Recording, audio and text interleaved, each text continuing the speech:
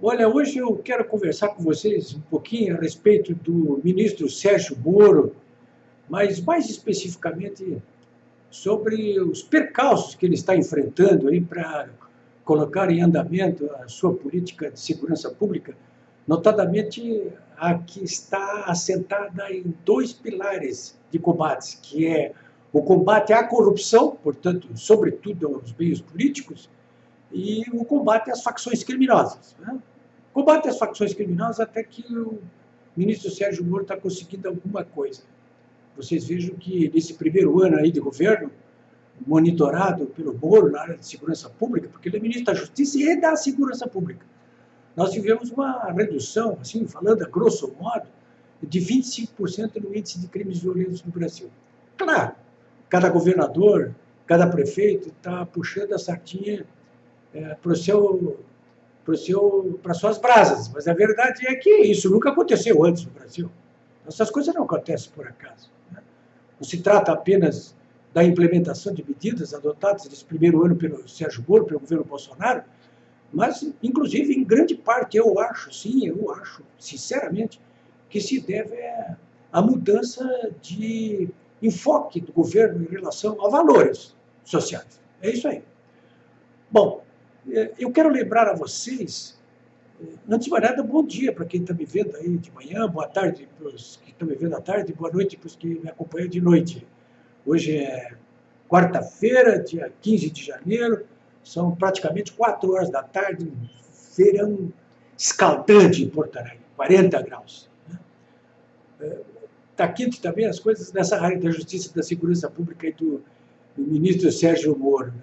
Por que eu estou falando no Sérgio Moro? Estou falando porque hoje está uma discussão aí, o pessoal lulopetista está oriçado, porque na segunda-feira, na estreia da jornalista Vera Magalhães, na condução do Roda Viva do TV Cultura, o convidado de honra é o Sérgio Moro. E o lulopetismo, ora, veja só como essa gente é. E o lulopetismo acha que devia ter alguém deles lá também sendo entrevistado, né? Não apenas o Moro. Ou seja, os bandidos querem um assento na bancada de entrevistados. Eu gostaria de ser entrevistado, bandido também, junto com o xerife. Só porque eles querem. Bom, mas o que acontece? Mas ele tem enfrentado esse tipo de problema, o ministro Sérgio Moro, desde o primeiro dia do seu governo, né?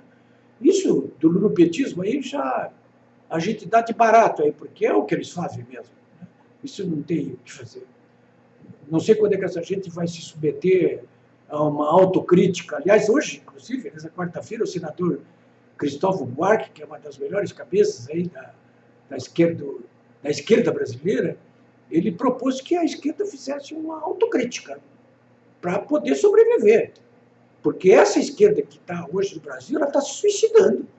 PCdoB, PSOL, PT, todos se colocando sob a liderança de um bandido, né, de um ladrão, que é o líder Lula da Silva, ele só pode se suicidar como estão se suicidando.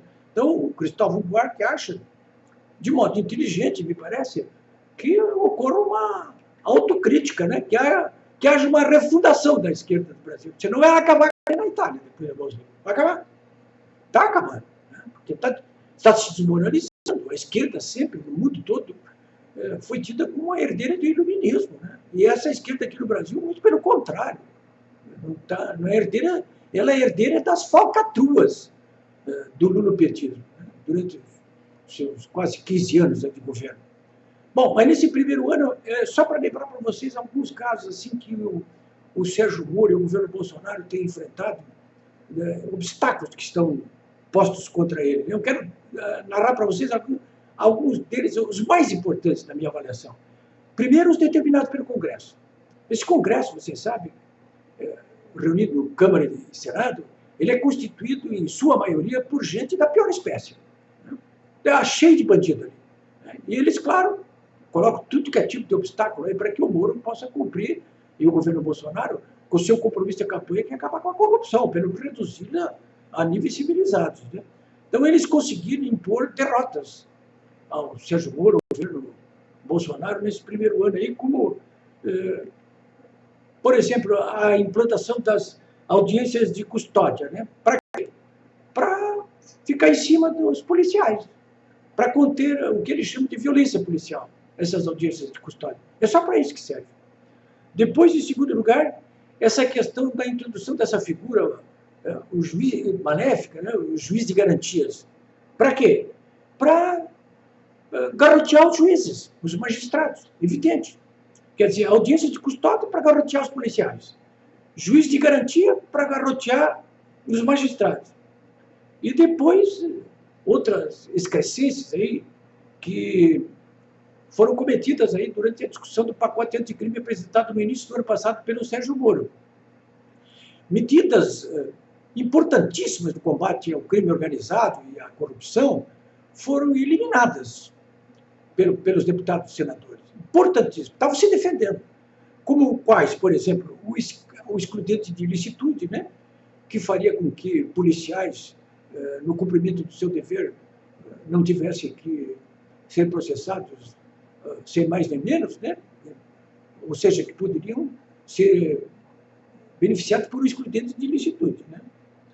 Depois, a figura do plea bargain, né? Que é uma figura existente no direito americano, que é um acordo de alguns réus em determinados tipos de crime com o Ministério Público, aí, né? Quando ele confessa cabalmente o seu crime. Né? Não é para todo mundo, não, mas é para casos nos quais a confissão possa resultar em benefício para a aplicação da lei. Né? Eles também eliminaram isso aí. E, mais importante de tudo, eles não permitiram que fosse aprovado o pedido do Sérgio Moro, nesse pacote anticrime, para que réus condenados em ações criminais, com sentença confirmada em segundo grau, pudessem ser presos. Então, eu estou lembrando assim os pontos centrais. Né? Isso no âmbito do Congresso Nacional. Né? Mas nós temos que considerar também que essa maioria formada no Congresso Nacional, ela está ali assim, ó, correndo par e passo junto com uma maioria formada dentro do próprio Supremo Tribunal Federal, que também estão trabalhando a favor dos bandidos e contra os mocinhos. Né? No âmbito do Supremo Tribunal Federal, nós tivemos ali uma sequência de ações, inclusive de jurisprudência modificada, para beneficiar o Lula, mas para beneficiar os bandidos. Lembro a vocês aí apenas algumas delas. Por exemplo, no momento em que o Supremo Tribunal Federal determinou que nas alegações finais, nos processos criminais, no caso da existência de delatores, delator e delatado, que o delatado pudesse falar em último lugar, e não apenas o delator. Como acontece hoje, praticamente, delator e delatado, nas alegações finais dos processos, eles falam praticamente ao mesmo tempo. Mas não, o Supremo decidiu, não, tem que fazer isso aí, o delatado tem que falar por último. Por que razão? Para beneficiar o Lula, para que fossem os processos existentes contra o Lula, nos quais essa sequência não fosse obedecida, pudesse voltar para a primeira instância para começar ali das alegações finais, que é o que já está acontecendo, inclusive, em outros processos contra o Lula que já estavam em andamento. A outra questão é da concessão seguida de habeas corpus, concedido sobretudo pelo Gilmar Mendes, pelo Marco Aurélio Mello, pelo Dias Toffoli, pelo Ricardo Lewandowski, libertando esses bandidos do colarinho branco a todo momento. Né? Depois, a questão da segunda instância também, que mudou essa jurisprudência no âmbito do próprio Supremo Tribunal Federal. Não foi só o Congresso que não aprovou isso aí no pacote anticrime. O Supremo mudou uma jurisprudência que existia, que dizia que podia prender um réu em ações criminais em segunda instância. Então, o Supremo mudou por conta própria isso aí. Enquanto o Congresso não estabelecer em lei a decisão de que, em segunda instância, réu condenado com sentença confirmada vá preso, vale agora a jurisprudência do Supremo Tribunal Federal, que acabou, inclusive, resultando na libertação do próprio Lula. Né? Porque ele foi condenado em primeira e segunda instância, mas não nas instâncias superiores. Ele não foi condenado ainda. Né? Então, era para beneficiar, né? o Lula. Bom, senhores, eu quis trazer esse resumo da ópera aí, porque nós estamos agora começando um novo ano, o segundo ano do governo Bolsonaro. E não me parece que essa gente vai ficar por aí mesmo. Eu já disse isso várias vezes para vocês. Eles vão continuar trabalhando. Né? Hoje mesmo, nessa quarta-feira, como eu disse no início desse comentário aqui, o lulopetismo está muito ouriçado aí, porque o Sérgio Moro vai falar segunda-feira no Roda Viva, da TV Cultura, na estreia da jornalista Vera Magalhães como âncora do programa, e o lulopetismo lulopetismo queria, olha, veja só, quer pautar o programa, a entrevista do Sérgio Moro. Não apenas quer pautar, mas quer, inclusive, participar como entrevistador na bancada de jornalistas e até indicar esse renegado jornalista americano Glenn Greenwald para ficar do lado do Moro ali, respondendo também as perguntas deles aí. Isso não tem limites. Essa gente não tem limites. Né? É por isso mesmo que o senador Gustavo Buarque, ele está dizendo o seguinte, olha que vamos fazer uma autocrítica à esquerda brasileira, porque desse jeito que nós estamos trabalhando, sob a liderança de um ladrão, de um criminoso, que é o Lula da Silva, nós vamos tudo para o precipício. Né? Isso, vamos ver agora nas eleições municipais se isso é ou não é verdade. Mas eu acho que é verdade. Acho que essa esquerda, se até as eleições de outubro não modificarem o seu comportamento e tratarem de expurgar o seu líder que os leva para o precipício, ela vai sofrer a mais humilhante e acachapante derrota de toda a sua história. Aliás, eu espero que isso aconteça mesmo. Se depender de mim, vai acontecer isso aí mesmo. Exatamente.